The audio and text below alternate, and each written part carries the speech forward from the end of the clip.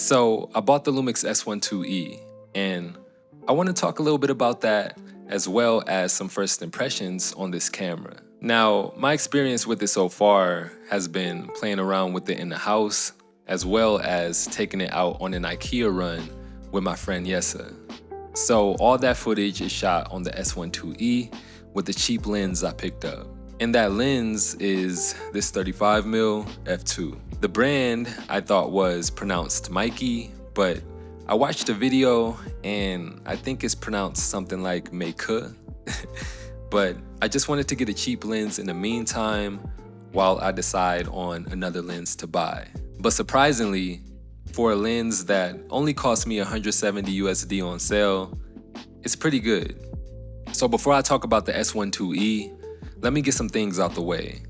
I'm someone who has primarily been filming on Canon for the past like 5 years. I've had the R, the R5, R5C, R7, and R8. The current Canon bodies I own are the R5C and the R8.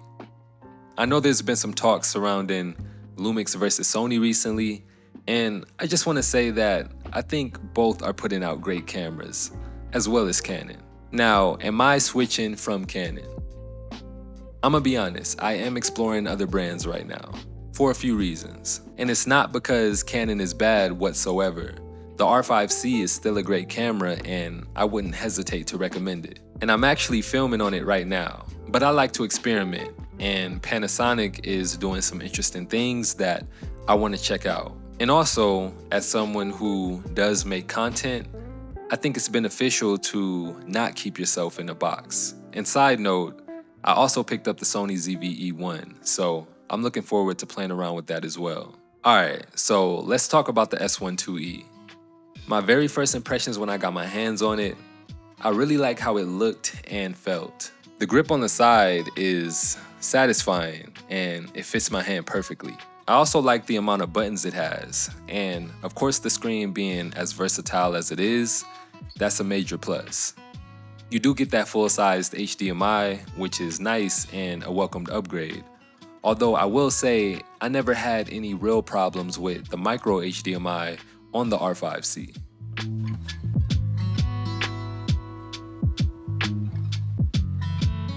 My first couple days with the S1IIE consisted a lot of getting used to the menus and getting comfortable with operating the camera. Now, obviously, if you've used cameras from any brand for a while, there is a basic understanding that carries over. But when it comes to the menu, finding where certain things are and what certain things do, that's where the learning comes in. And I wouldn't say it's confusing, but it can feel overwhelming at first while you get used to it. There's a ton of video formats you can record in, but the cool thing is it has a My List page where you can hand select the ones you want to see there. So that's been helpful. There's also a My Menu page where you can select from all the menu items and group together the ones you want all on one page. Now, the autofocus was something that I was a bit worried about based on things I heard, but I also heard that it's improved. And right now, I can't give my complete thoughts on it because one, I'm using a lens that I don't think is the best accurate representation. And also, I want to test it out more. But I will say, from what I've seen so far, it's been pretty good. The box that shows up around faces and bodies seems to track really well. And also, the touch focus has been just fine. For my autofocusing needs, so far it checks the boxes for what I would want it to do. I mostly filmed in ProRes 4K 24.